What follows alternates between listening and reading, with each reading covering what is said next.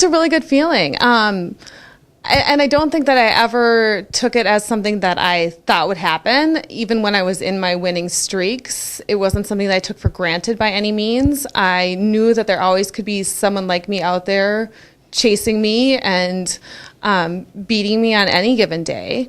And so, but it's really fun to look back and think, wow, I won a lot of races. Did Willmar play a role in you being that athletically successful, and not just athletically, but academically and athletically successful?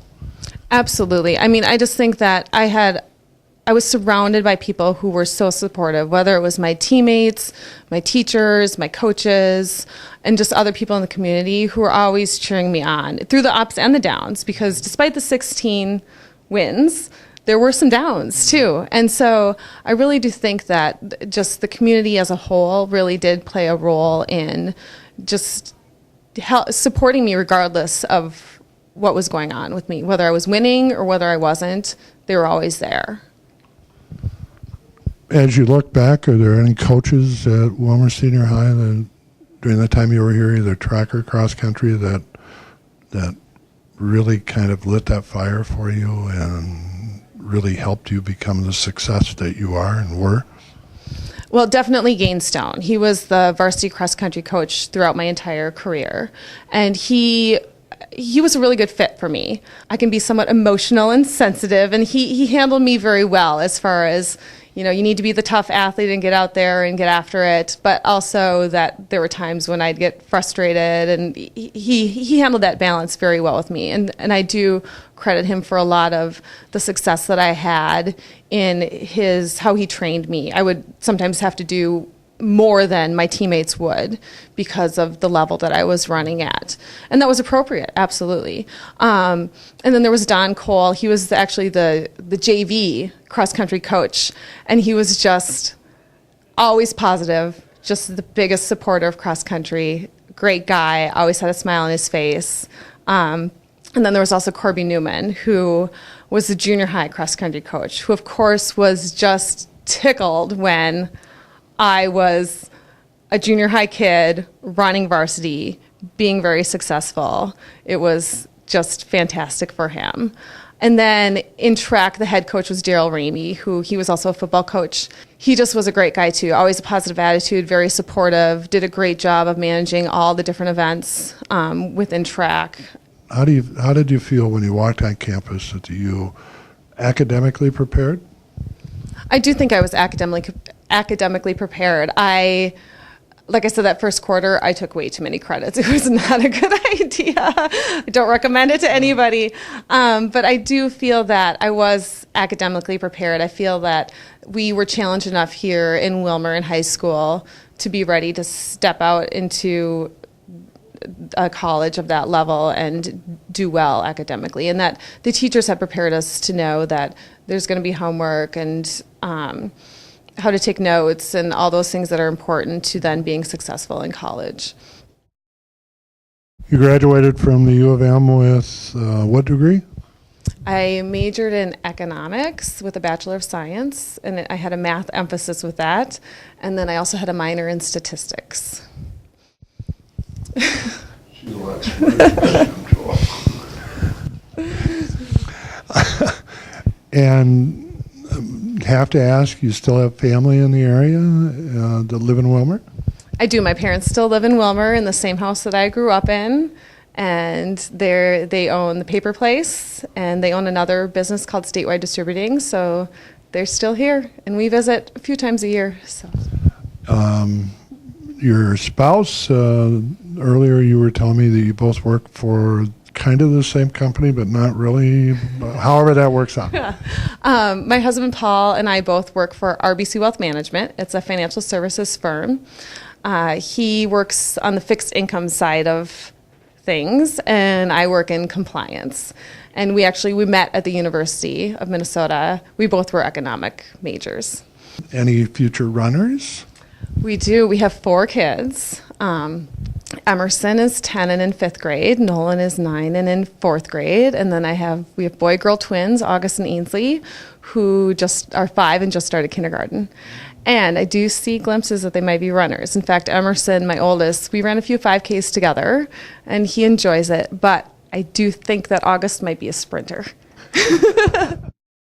Not that distance runner. Right. Not the distance runner, the sprinter. He's a fast little guy. He's got some wheels on him. So, is there a mindset that you have to have when you're a distance runner, whether it's cross country or lengthy distances?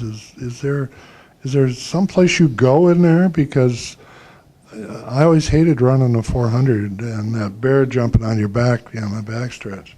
Yeah, the 400 is a painful event. It really is for anybody, I think. I do think that as a distance runner, you kind of learn to get in that zone where you just keep going at the pace that you're at, and you just are focused and determined, and you just get in that zone, and then it doesn't, your mind doesn't really interfere anymore once you get it there.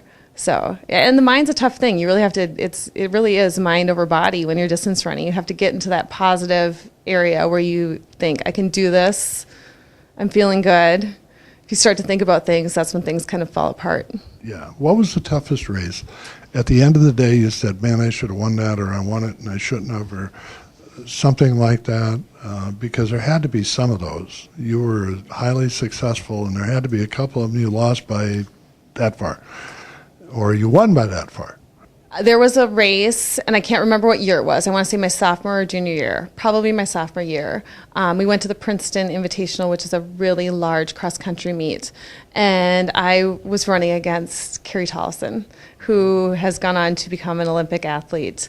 And she was outstanding high school runner, obviously, and went on to have a fantastic collegiate career. We were neck and neck. And she beat me by like a second, maybe 2. And it would have been nice in that day, since I had it that day, to be so close to her, to just beat her once. But, I can say I was a second close, just a second behind a future Olympian, so that's pretty cool also. Big Ten track meets, races, you had a lot of success there. Are there any of those races that you had at that level that you think, wow, what a memory?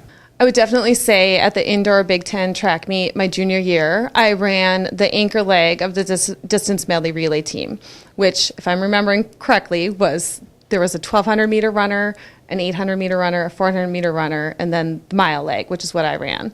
And everything just fell into place for us that day. Our opening runner, who ran the 1,200, she had literally just finished running the 3,000, had a little snack, got her legs rubbed down, jogged a little bit, and within 10 minutes was running our race. And she got us off to a decent start. And then the 800 meter runner and the 400 meter runner did an excellent job at maintaining. And then I got the baton, and I ended up we were in 5th place, I think, when I got the baton.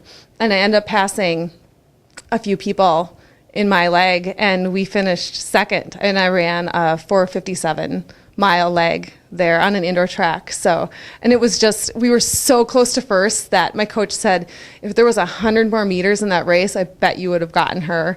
And it just was so fun to have an accomplishment like that, and with 3 other people too. It's one of my best memories. Did you ever run a 4:57 again, or was that your fastest time you ever ran? I did run a 4:57 again, or maybe I had run it prior, but that was the time that got me on the indoor top 10 all-time list. That's super. Now, who were the powers that be, the powers in women's track and field when you were at the U? Wisconsin was definitely a powerhouse in cross country also, and then Michigan and Michigan State also were very tough teams. So the Big Ten really is strong in track and field, and so there were a lot of people to look out for, regardless of what colors they were wearing. So as you look back, any regrets? None, really. I mean, I'm so happy that I was raised in a place that was so supportive, and that I had people around me who supported me despite whether I was doing well or not. And then I'm glad that I made the choice to sign the letter of intent with the U and go run with them. I got to travel the U.S. I was on my first airplane ride. I was almost late, but I did get my first airplane ride out of that. And I got to see elite athletes run live and in person. I saw Carl Lewis and I saw Michael Johnson and others at some of the big time track meets that I was able to run. So absolutely no regrets. That's a way to live life. No regrets. Absolutely. Andrea, thanks so much for being here, and congratulations on being selected for the Cardinal Pride Hall of Fame. We hope you enjoy your evening tonight, and I enjoyed talking to you. Thank you. This interview has been enjoyable for me also, and I am looking forward to tonight's festivities, and thank you to the Cardinal Pride board for selecting me to receive this honor. Andrea was a 12-time varsity letter winner in cross-country and track, being the first Willmar Cardinal girl to qualify for the state cross-country meet as an 8th grader, and medaled as a 7th place, leading the team to the state meet as well that year. In track, she broke her first school record in the 3,200-meter run as a 7th grader and went to state 5 years in a row, medaling 4 times. Lentz graduated in the top 10% of her class with a 3.9 GPA. She went on to run cross-country and track at the University of Minnesota at the Twin Cities campus and was captain her senior year.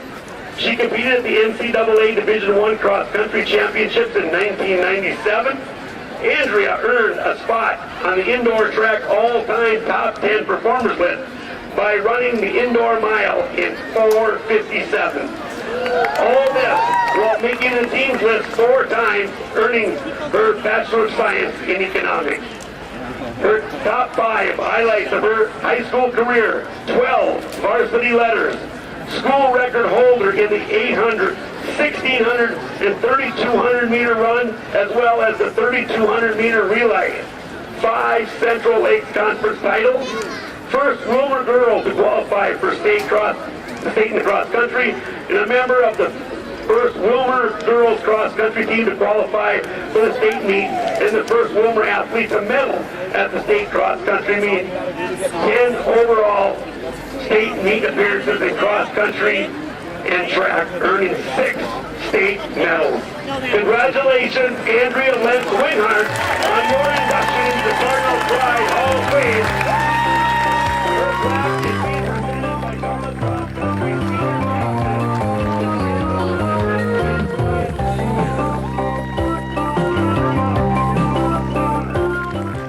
Thanks for watching this edition of Cardinal Clips. We hope you enjoyed it.